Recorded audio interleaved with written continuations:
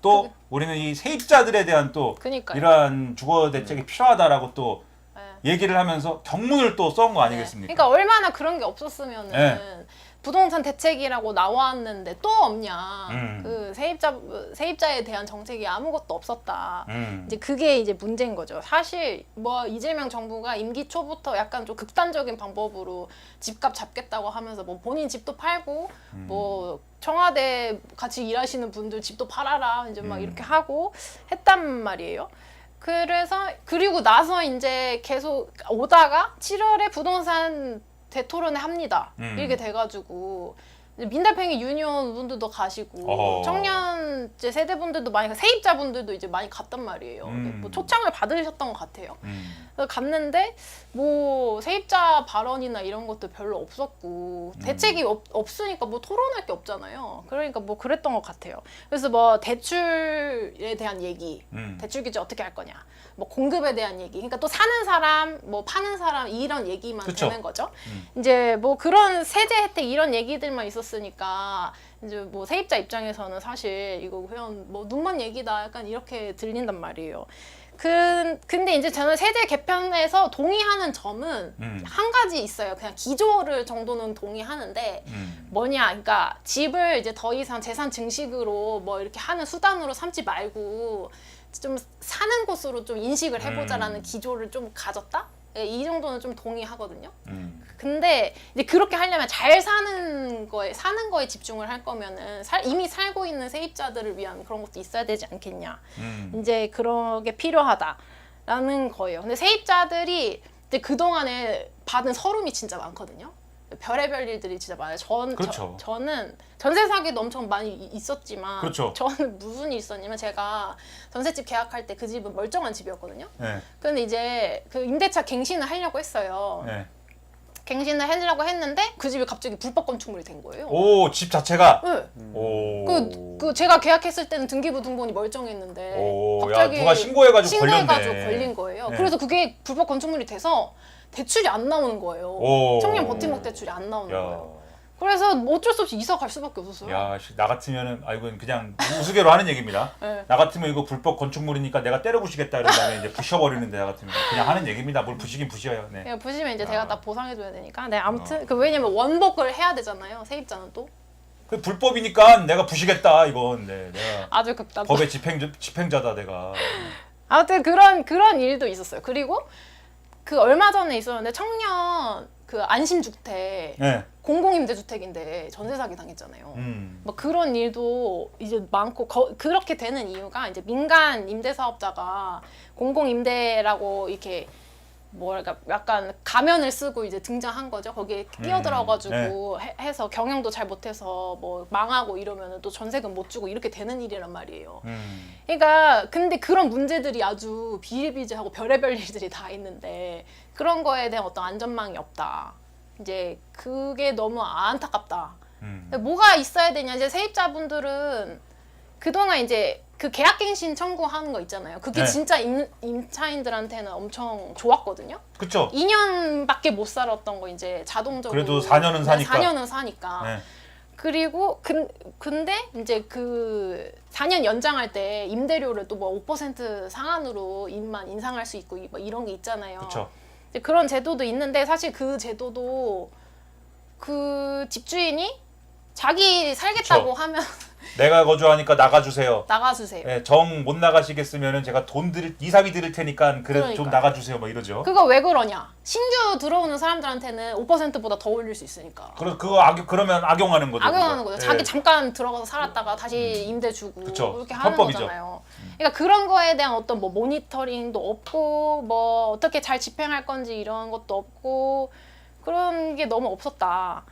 그래서 좀 네, 아쉽고요. 공공임대주택은 서울에는 또 7%밖에 없거든요. 근데 이제 그거를 신혼부부, 예비 신혼부부, 청년, 뭐 그다음에 거주 취약자분들, 장애인, 노인분들이 다 나눠서 이제 그것도 해야 되잖아요. 그쵸. 얼마나 박 터지냐고요. 음. 그러니까 이러면 안 된다. 그래서 뭐 이제 공급 대책 나온다고 하는데 이제 좀 이렇게 사고 팔고 이런 얘기만 하지 말고 세입자들에 대한 이런 얘기도 좀 야, 해야 네. 되지 않겠나 이런 생각이 들어요. 좀 잘 사는 거에 좀 집중한다면. 그러니까 잘 사는 거. 네. 예. 그냥 경제적으로 그러니까 자산 증식을 하는 게 잘 산다 이게 아니라 그냥 이 집에 좀 살게 안정적으로 살게 좀. 네. 자 그런 말씀이고 도정님 어떻게 생각하십니까? 네, 저도 이게 뭐 주택 소유를 중심으로 하는 게 자체가 문제다. 아까 응사님 이렇게 말씀해 주셨는데 저도 네. 너무 공감이 돼요, 사실은. 그러니까 우리는 무조건 소유를 네. 싫어하니까.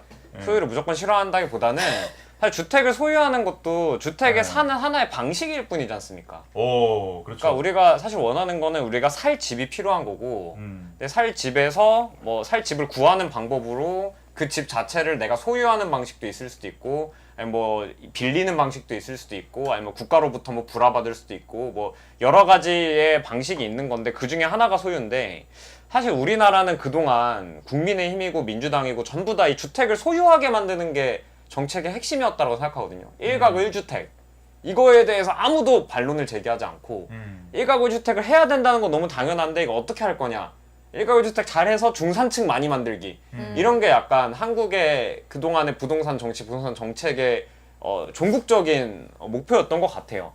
근데 저는 뭐 소유를 만약에 한다고 해도 사실 그 지금 유명하게 짱구 혹시 보십니까? 짱구 보셨어요? 짱구 도망말려. 2층 집? 네, 네. 짱구 아빠의 2층 집은 30년 동안 짱구 아빠가 은행에 갚아야 된다. 그죠. 네, 담보대출이 걸려 있어서 뭐 이런 얘기가 있잖아요. 그런 것처럼 사실 우리는 집을 사더라도 통상의 우리 평범한 사람들은 집을 사더라도 은행에 막대한 돈을 빌려야 되기 때문에 그거만큼 월세만큼 혹은 그 이상으로 은행한테 돈을 갚게 되죠. 평생 갚아도 못 갚을 돈을 그렇게 갚게 되는데 그렇게 한 이유가 뭐냐?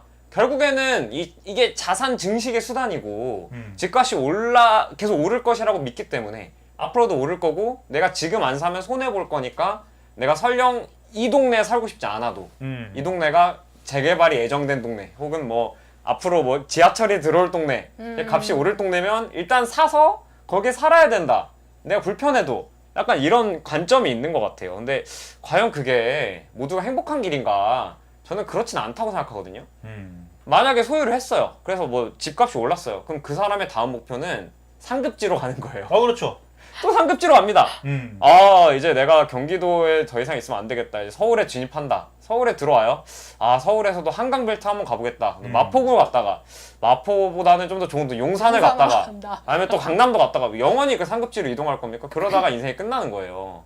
근데 집이 너무너무 비싼 상품이다 보니까 우리 모두가 집을 위해서 마치 노동을 하는 것처럼 그렇게 되고 있고 그걸 마치 권장하는 것 같은 게 사회가 뭔가 문제가 있다 라는 생각이 전 드는 것 같고요. 그래서 저는 이제 상급지 가려고 인생 저당 잡히는 게 싫어서 네. 다른 방식으로 주거를 좀 하고 싶습니다. 가능하다면. 어떻게 어떻게 하고 싶어요? 물론 뭐 소유를 하는 게 네. 가장 안정적인 방법이니까 다들 그렇게 꿈꾸는 거지만 그거 이외에 다른 방식으로 안정적으로 주거를 할 수 있다면 그런 방법을 우리 국가 공동체가 만들어낼 수 있다면 그 방식을 전 택하고 싶고 그게 뭐예요? 뭐 공공임대를 많이 확 늘리는 방식일 수도 있을 거고요. 아니면은 뭐 소유를 전제로 하지 않은 죽을 때까지 거기에 살 수 있게 해주되 소유권은 국가에 유보돼 있는 방식도 있을 수도 있고요. 맞아요. 뭐 여러 가지 방식으로 어쨌든 간에 정책은 다양하게 있을 수도 있겠죠. 뭐 더 다양한 방법들이 있을 수 있지만 아시잖아요. 네. 어쨌든 간에 지금 문제는 주거 안정이라는 것이 목표가 아닌 것 같다는 거예요. 개개인들한테 자산 증식의 기회를 주는 게 목표인 것처럼 되어 있기 때문에 저는 뭐 부동산으로 돈을 그렇게 많이 벌고 싶은 욕심도 없음에도 불구하고 우리 동네에 계속 살려면 그렇게 자산 증식을 해야 되는 것 같은 압박에 시달리기는 해요. 나중에도 내가 여기서 쫓겨나지 않으려면 소유를 해서 자산 증식을 해야지. 이런 압박은 서울이든 어디에 사는 청년이든 다 느끼는 것 같거든요. 그렇죠. 네. 근데 이거를 좀 깰 수 있었으면 좋겠다. 그래서 이제 세입자 대책을 많이 얘기하는 건데, 그러니까 그러니까 아주 단순하게 얘기해서 집주인이 횡포 부리면 사고 싶거든요. 집주인이 뭐 갑질하고 집주인이 이거 4년 살았는데 자 이제 좀 올려볼까 뭐 이러면은 차라리 내가 집을 사고 싶다. 그다음에 집에 이제 예를 들면 뭐가 너덜거린다, 뭐가 안 된다. 그럼 집주인한테 해달라고 해야 되나, 아니면 내가 해야 되나? 내가 괜히 했다가 나중에 이게 또 문제되지 않나? 막 이러고 차라리 우리 집은 내가 하겠는데 이런 게 집을 살 수밖에 없게 막 몰아가는 것 같은 기분이 들 때가 있는데 상급지 얘기도 그게 꼭 상급지로 갈 필요는 없는데 근데 여기에 뭐가 또 결합하냐면 우리 아이는 나보다 어쨌든 간에 높은 계급적 위치를 가져야 된다. 이게 있는 거잖아요. 또 아이 농사를 잘 지어가지고 그런 것까지 약간 짬뽕 돼가지고 상급지로 점프를 하는데 또 대한민국 사람들 아까 얘기한 그 삶의 불안정성이 기본적으로 삶에 대한 불안정하다는 인식이 기본적으로 있기 때문에 이걸 뭐 차근차근 해서 상급지로 간다 이건 안 된다. 그래서 이미 나는 어느 정도 중산층이고 어느 정도 그 살고 있다 하더라도 한 번 땡겨갖고 가야 됩니다. 예. 왕창 땡겨갖고 가야 돼요. 예. 풀 배팅해갖고 가야 돼. 풀 배팅해갖고 가다가 한 번 미끄러지면 이제 그건 이제 끝나는 거고 작살나는 거고 일단 풀 배팅해갖고 갔다 성공했다 왔다. 그 거기서 이제 약간의 카타르시스 그런 걸 느낀 다음에 또 그 다음을 가기 위한 계획을 세우면서 또 땡겨가지고 한 순간도 행복한 순간이 없습니다. 대한민국 사람의 라이프 사이클은 행복이 없어요. 다 뭐에 쫓기고 있고 다 뭐를 하지 않으면 안 되고 다 인생이 뽀모야. 인생이 뽀모. 근데 이제 남들이 불행해지면은 요새 그 말이 유행이더라고요. 뽀모와 조모. 조모. 조이 오브 미. 남이 불행해지면 조모. 아 꽃이다 이렇게 나는 그럴 줄 알고 안 했다 이러는데 아무튼간에 그런 것뿐이어서 이게 결과적으로 모든 사람을 불행하게 만드는 체제 속에서 무슨 부동산 얘기를 하고 있으니 세입자들이 안정적으로 살 수 있게 하면 집을 사지 않아도 안정적으로 살 수 있게 하면은 그러면은 이 집을 사게 하기 위해서 대출을 풀어줘야 된다든지 그 다음에 집 가격을 안정시키기 위해서 이것도 해야 된다든지 저것도 해야 된다든지 이런 건 필요 없을 수 있지 않습니까? 그렇죠. 세입자 안정이 무선적으로 되면 맞아요. 사람들이 젊은이들이 특히 요즘에 그 집 부동산 정책 얘기하면 보수 정치에서 MZ 세대 2030 인질이에요. 왜냐면 2030이 지금 집 살 기회를 다 박탈당하고 있다. 그 86세대 윗세대들은 다 집 사가지고 자산 증식해가지고 다 행복하게 살고 있는데 MZ들은 기본적인 그 집을 못 사갖고 자산 증식이 하나도 안 되고 불행이 예고돼 있다. 뭐 이렇게 주장을 해요.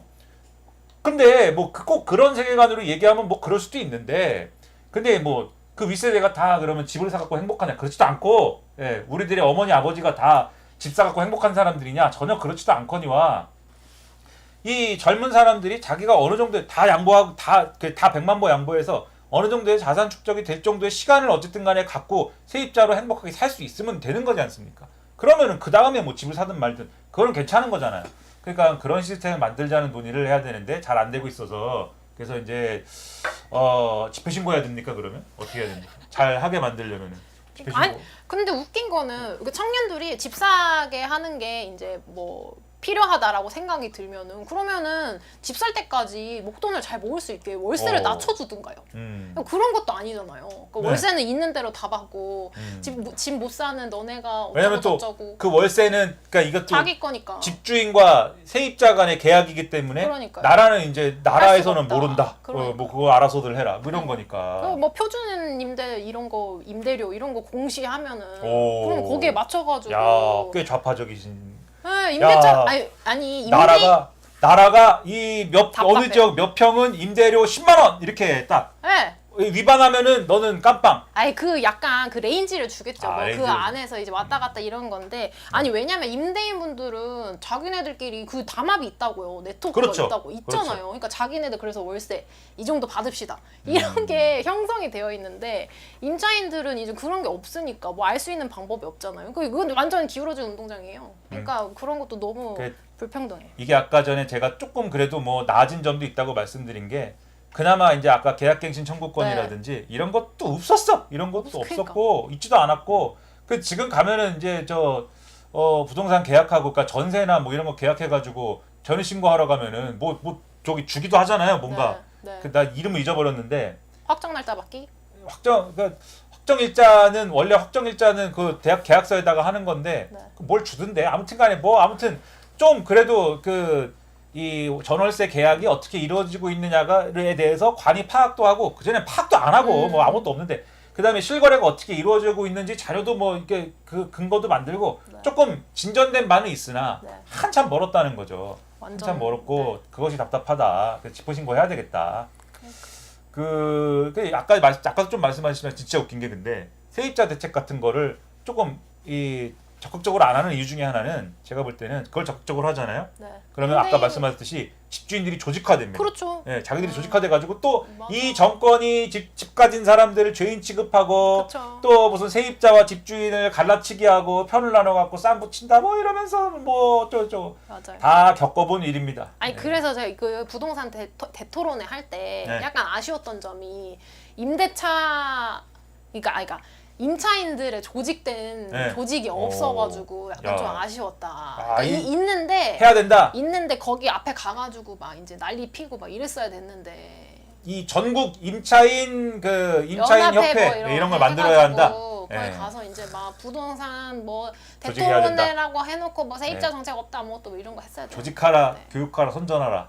그런 거 네. 있었으면 좋았겠다 이런 생각이 들더라고요. 근데 이 대한민국이 아까 말씀드린 이제 이 손익 관계에 기반한 현실 인식에서 그게 문제가 되는 게 뭐냐면 이 임차인이라는 녀석들 중에 상당수가 나는 곧 집주인이 된다고 생각하는 네. 상상 이런 집주인들이 많기 네. 때문에 이런 녀석들이 녀석이라고 해서 죄송하고요. 네.